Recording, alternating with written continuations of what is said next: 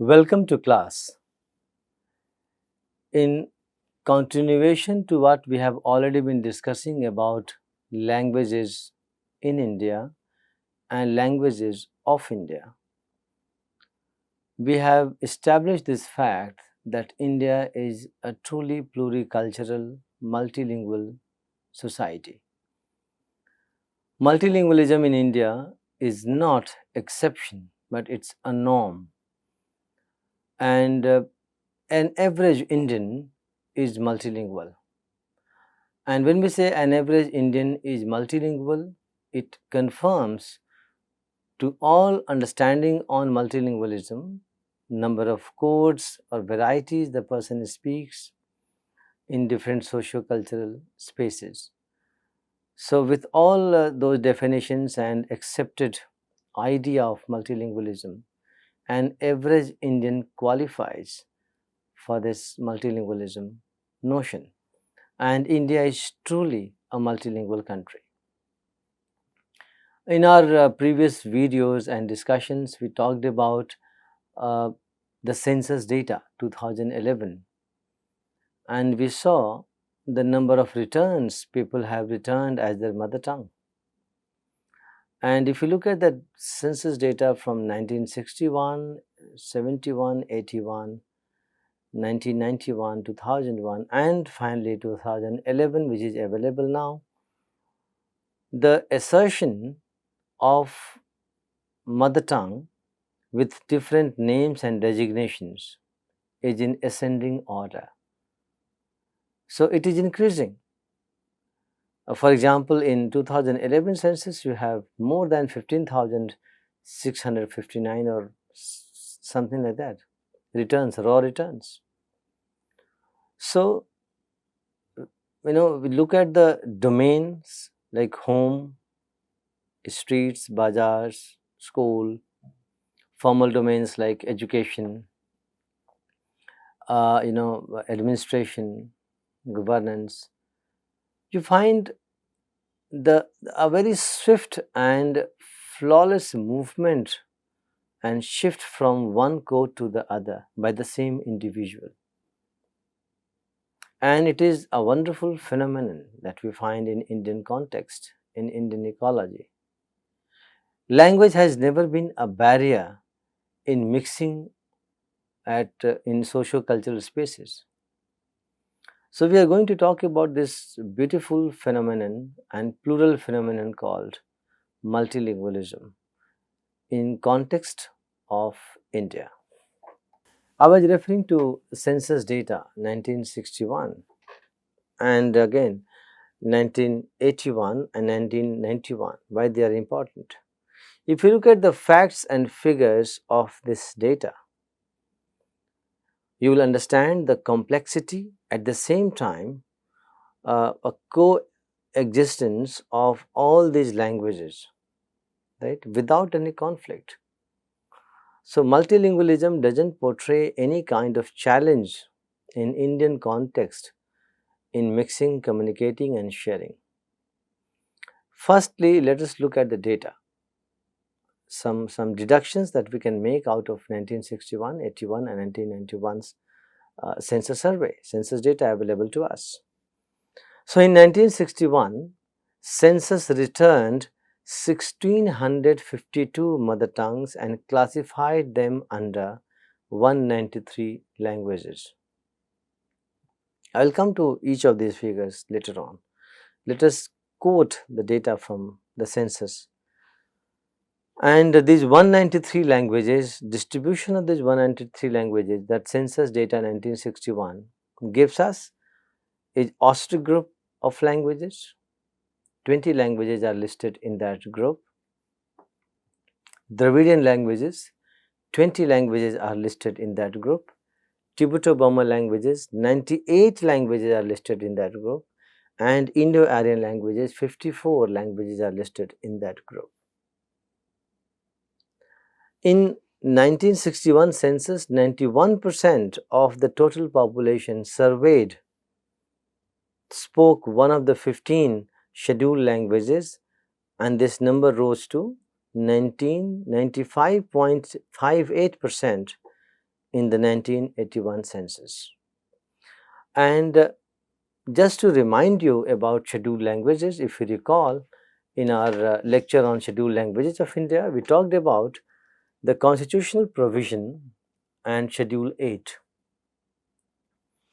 that is the true statutory acknowledgement of pluricultural multilingual India, where this provision has listed 14 languages on 26th January 1950 when we adopted our constitution, and the list keeps on increasing. Today, as I'm talking in 2021, we have 22 languages listed in the schedule, official languages.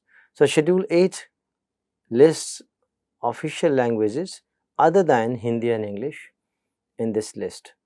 So, 1% of the total population in 1961 spoke one of the languages from the scheduled languages. Such a huge population, and this number of the mother tongue or the native speakers of scheduled languages rose to 95.58% in 1981 census. In 1991 census, the raw returns of the mother tongue came to 10,400, right? So from 1652 we moved to 10,400. This is a remarkable number because we find a decline, okay, and they were further classified and we arrived at 1576 rationalized mother tongues and 1796 names which were treated as unclassified, right? And in 1991 census, the native speakers of scheduled languages rose to 96.29%. And this growth can be understood in terms of the fact that some more languages were added to Schedule 8. And by that we had 85 mother tongues grouped under Schedule 8 of the scheduled languages and 131 languages grouped under non-scheduled languages, right? 96 non-other scheduled languages. But this figure changes dramatically if we look at 2011 census. And if you look at statement 9 of the Census of India 2011, it has 5 language families, right? Indo-European, Dravidian, Austroasiatic, Tibeto-Burmese, and Semitic Hamitic languages. Number of languages grouped under each of the families, we find 21 in Indo-Aryan languages, then 17 in Dravidian languages, 14 in Austroasiatic languages, and 66 in Tibeto-Burman languages families. So you can see the shifting numbers. If you go to the previous slide, what you see, 20 Austric or Austroasiatic that we call it, Dravidian 20, which has come to 17 in 2011 census, Tibeto-Burman 98 languages, and Indo-Aryan 54 languages, which now in 2011 census we find only 21, because a vast majority of languages are listed under Hindi, right, a major language which is our official language as well. So this shifting happens and the number varies. But what is important is that 78% of the total population, which amounts to 94 crores 50 lakhs 52,555. This size of population speaks one of the languages from Indo-Aryan family. Then a distant group, which is Iranian Germanic, negligible percentage. But in Dravidian family, what we see, 19.64% of the population of India speaks one of the Dravidian languages listed. Total number is 17, and the total number goes to 23 crores 78 lakhs 40,116.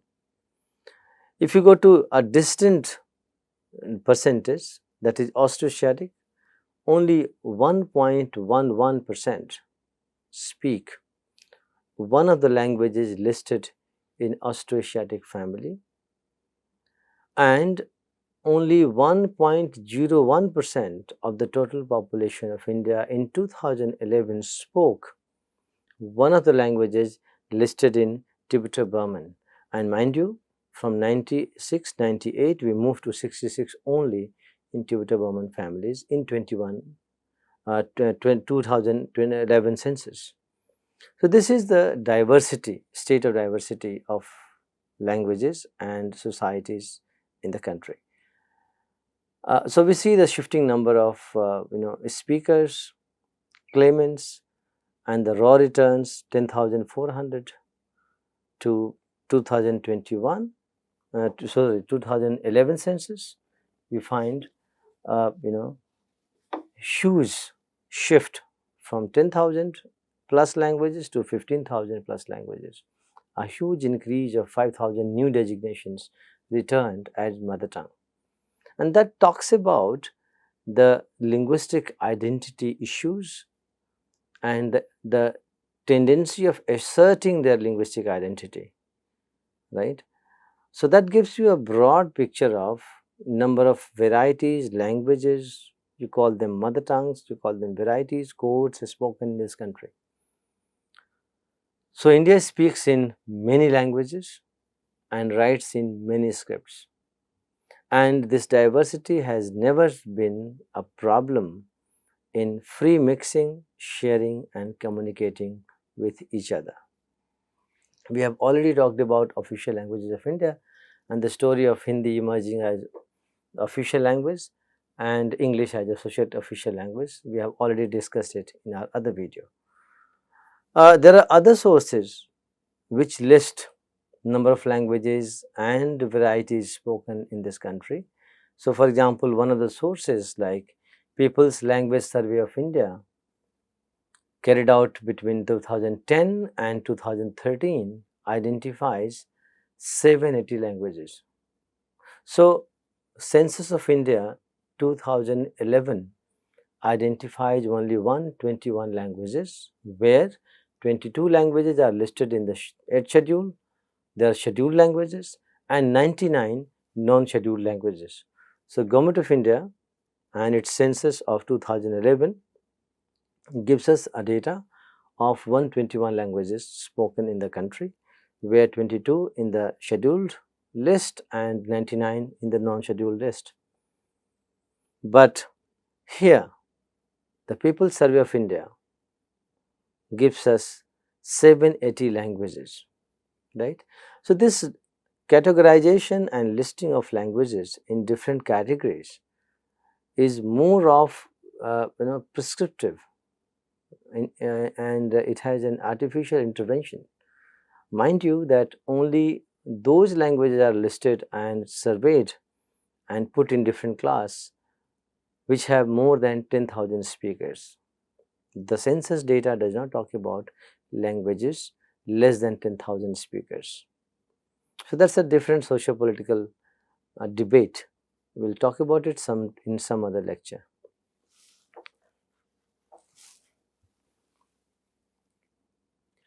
Another data source, Ethnologue, which is a global database, gives us a different number, where it says that in 2019, 453 living languages in India,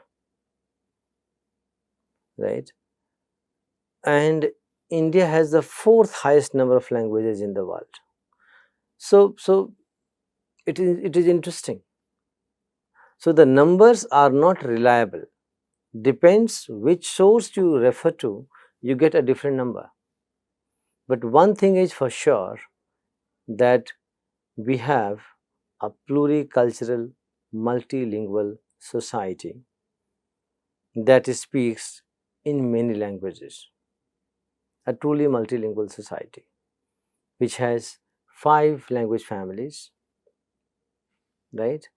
Indo-Aryan is the largest family, and 2011 census says more than 78% of the people of India speak one of the languages from Indo-Aryan family, Hindi being at the top, the highest spoken language in the country. Now, if you look at the ability of the common average Indian speaker or user of language, he is at least a bilingual, at least a bilingual. Vast majority of them are multilingual. But this ability or this bilingualism or multilingualism does not stand in contrast and opposition to each other, but it is complementary in nature. It complements, and it's truly multilingual and multicultural in the sense that we have a range of ethnicity, different cultures, scores of languages spoken, and a wide range of religions followed. So it's a truly diverse country with multilingual speakers who have access to multiple linguistic repertoire, verbal repertoire. However, their ability to speak many languages is not seen as deficit, the linguistic deficit. Instead, each of these linguistic repertoire or the codes complement each other, right? And a speaker seamlessly moves from one code to other, from one situation to other, or in one socio-cultural space to the other socio-cultural space. So this does not become a hindrance, an obstacle, or a challenge, which is very difficult for an European or Western societies to understand, because multilinguality or multilingualism in India is very normal and it is all over. It's a high degree of multilingualism, right? So an individual uses a particular language at home, another in the streets, in the bazaar, another in the certain formal domains as education, administration, and so on.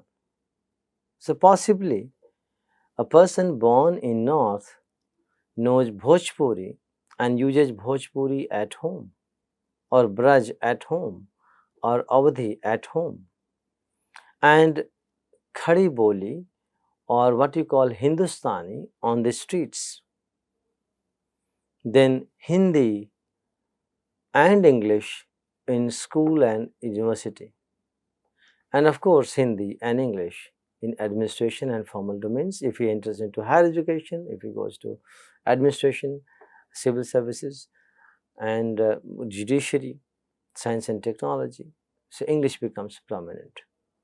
So look at that person, a common person coming out of a Braj speaking family, Awadhi speaking family, Bhojpuri speaking family, has equal competence in Hindi and English, at least 3 languages.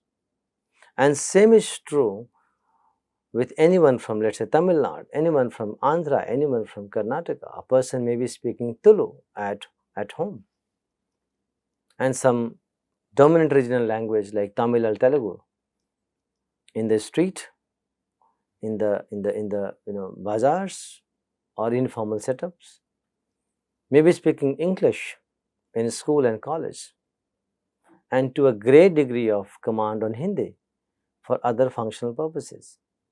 So take an example of, let's go to Mizoram, let's go to Arunachal.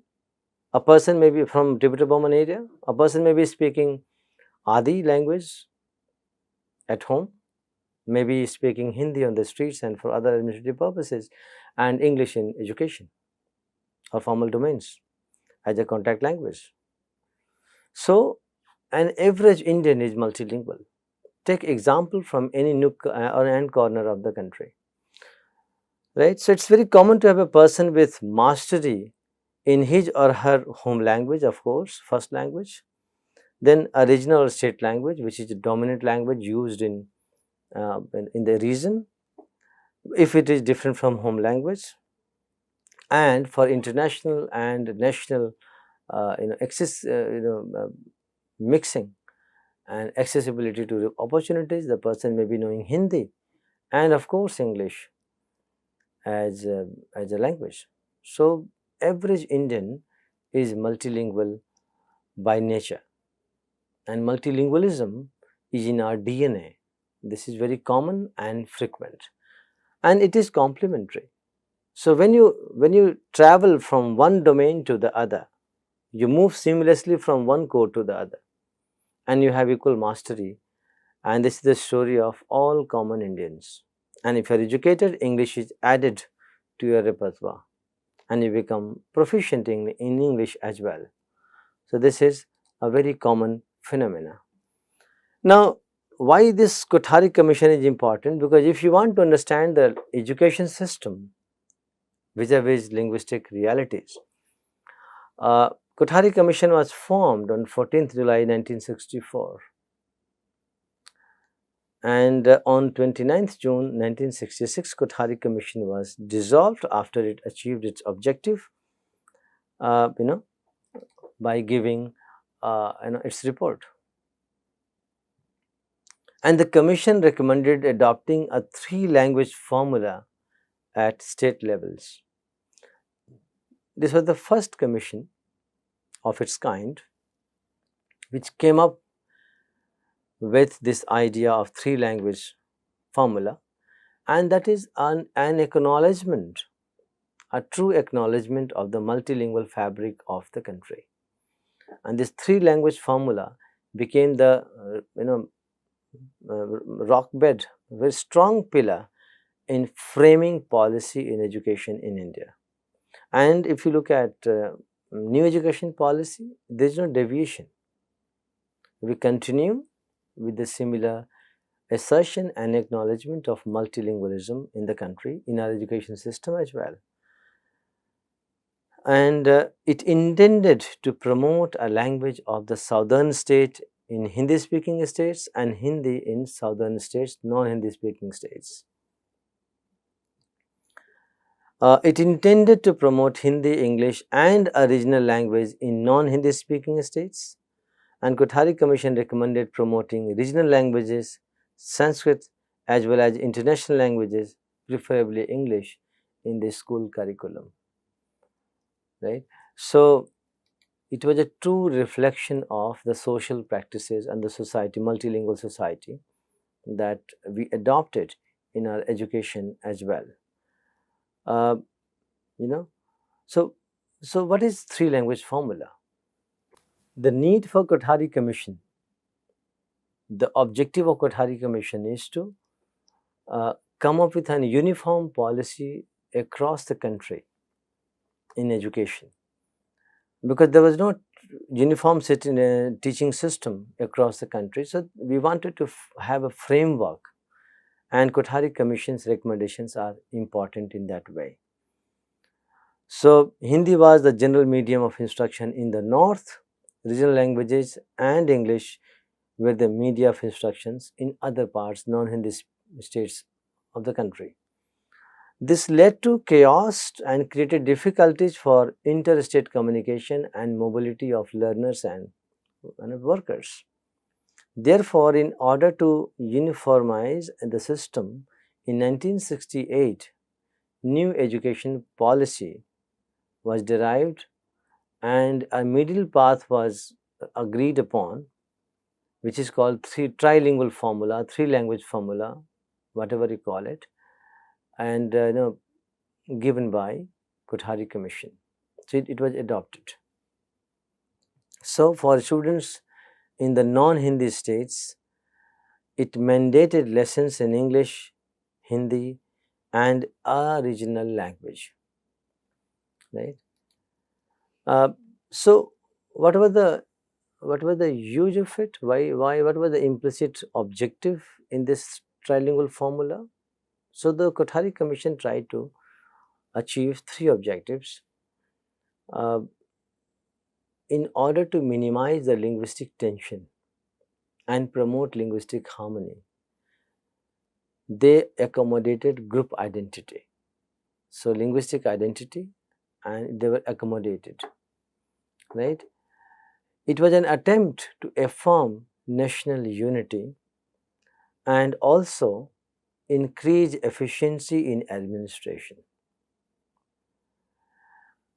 Next policy framework that we have in 1986, NPE 1986, it did not do anything to this idea originally promoted by 1968 language education policy, and they adopted the three language formula verbatim without any change. And if you look at 2020 NEP, now it is called NEP, National Education Policy. So it's no more new education policy, it's National Education Policy, NEP 2020, right? So in this new policy framework also, we have not deviated from the idea of multilingual fabric of the country. We have maintained that. In addition, it has been elaborated, and it has become more accommodative. And if I may quote particular things about this policy, when it comes to medium of instruction, this new policy says, wherever possible, right, the medium of instruction until at least grade 5, but preferably till grade 8 and beyond, will be the home language or mother tongue or the local language or the regional language. And it's a big accommodating change that we see in 2020 policy. We may debate the effectiveness of it. We may debate how we are going to implement it. We may debate lack of resources. We may debate lack of teachers for implementing this policy. But if you look at the nature of the policy, if you look at the intent of the policy, it is more plural, accommodating, and underlining the multilingualism in the country. The three language formula will continue to be implemented while keeping in mind the need to promote multilingualism as well as promote national unity. NEP 2020 also stated that there will be a greater flexibility in the three language formula and no language will be imposed on any state. So, it gives a lot of autonomy, because education is a state subject, and it gives a lot of autonomy to implement that.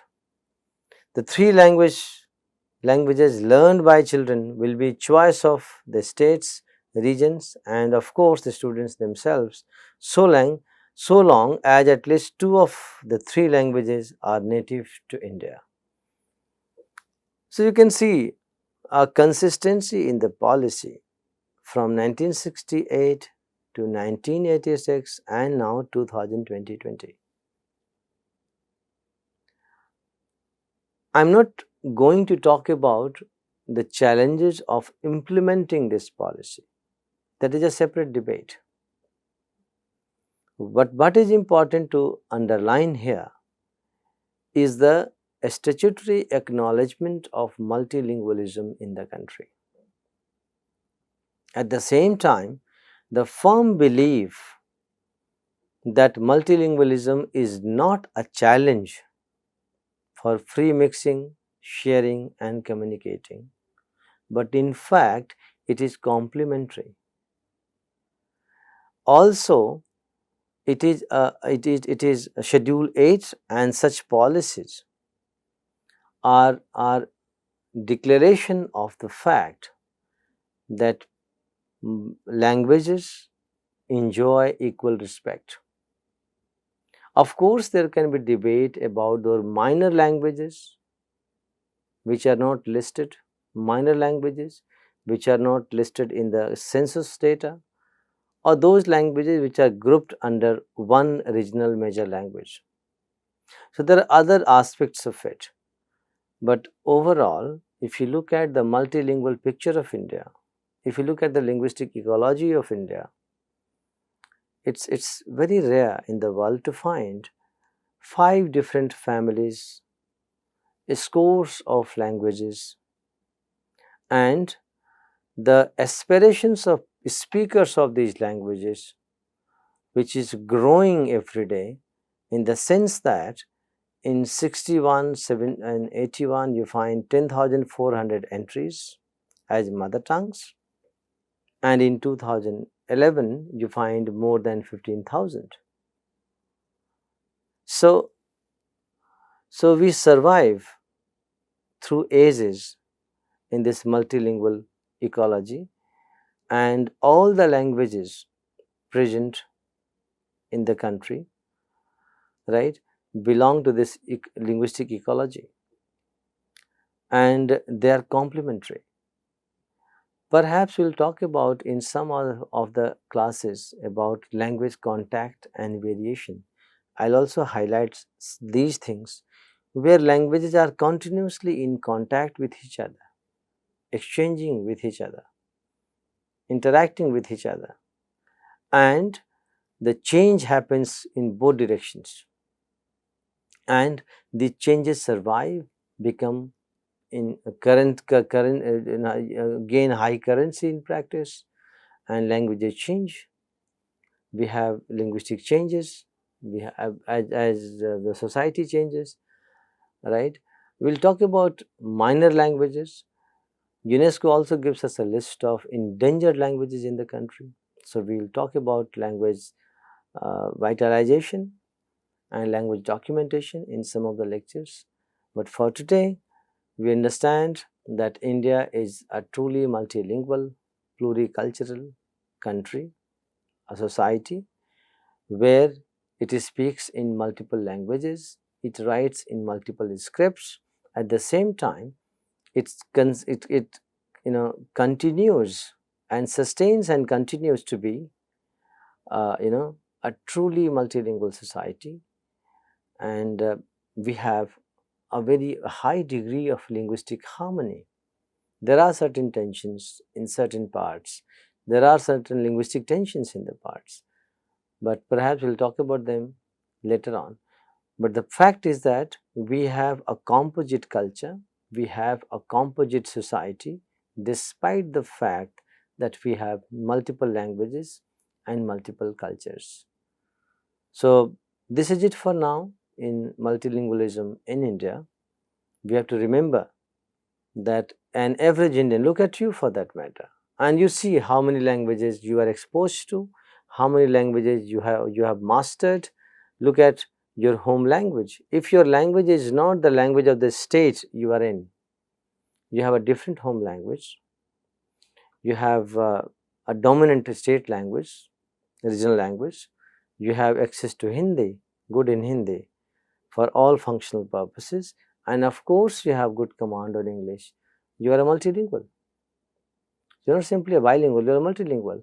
And look at the ease of doing business, where you move from one domain to the other domain, from your home to the streets, to the market, to the school, to college, and finally job. You move from one domain to other, and you see how seamlessly we switch from one code, one variety, one language to the other. This is wonderful. It can look like an amazing thing for Western society, but for us, it is a very common, natural thing. So common and so natural that we hardly pay any attention to it. And we become so proficient user of all these codes together. Not only that, you also see that the level of proficiency in each code, each variety, each language. Possibly, you may not speak a particular language, but to understand it. You have accessibility to that society, you have accessibility to that culture, right? So it is a continuum, linguistic continuum, and it is very common and very prolific in nature. So with this is it for now in this particular topic, multilingualism in India. However, it gives us so many other topics and themes to talk about, which we'll do in our subsequent lectures and videos. Thank you very much for now.